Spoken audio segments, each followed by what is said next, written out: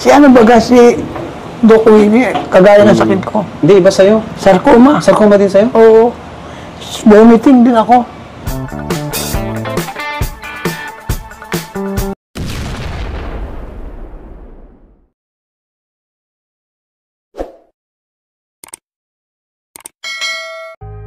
Mga kalingap, yan po si Brother Paas noong year 2022.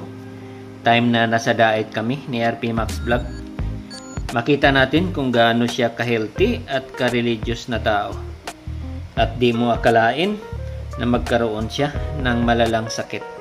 At dahil nga ang sakit ay walang pinipiling tao, mayaman man or mahirap, at kahit si Dr. Willie Ong, magkapariha pa pala sila ng sakit ni Brother Paas na sarcoma. Sa ngayon, si Brother Paas ay unti-unti ring nakarecover dahil sa kanyang mga iniinom na herbal na gamot at ibang mga therapy. Samantalang si Dr. Willie Ong naman dahil nag-chemotherapy, kaya unti-unti nang nalagas ang kanyang buhok. Buti na lang nandyan sila Kuya Bal at Kalinga Prab na makatulong sa iba't ibang gastusin, lalo na sa bahay ni Brother Paas. Paas, may sakit siya. Wala rin siyang kakayahan mapatayo itong bahay o matapos itong bahay. At maraming salamat po sa mga tumutulong sa kanya. Although dito talaga sa pagpagawa ng bahay natin is lahat po ng gastos dyan ay mula po talaga sa atin.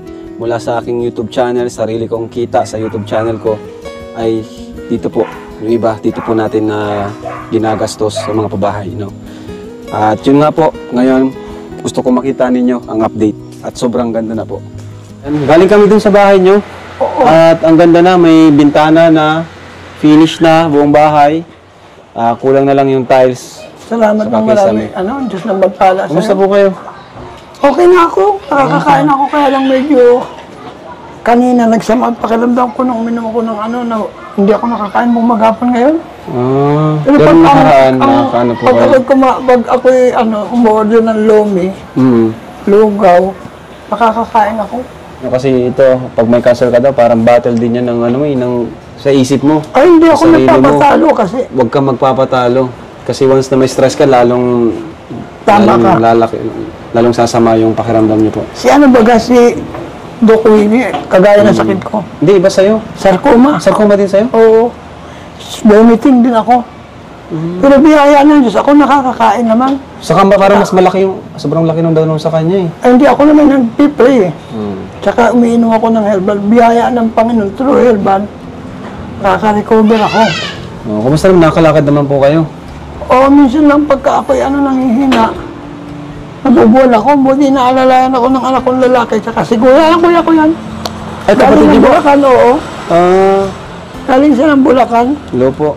Vomiting, delirious, high fever. They check my WBC. Sabi niya, paano ka nabuhay?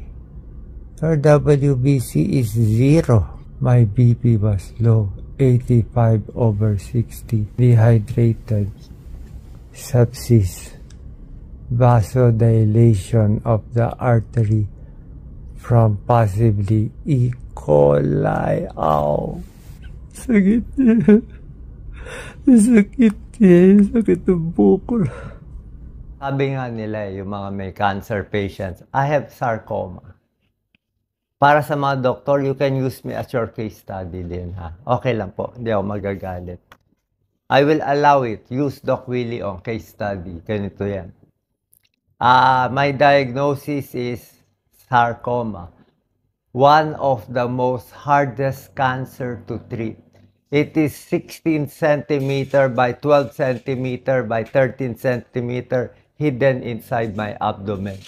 The cancer situated itself in a very tricky and devious manner. It started from the T10, T11 spine. It grew to 16 centimeters. This sarcoma, it is so destructive. It blocked half of my esophagus. See, it is hard to swallow.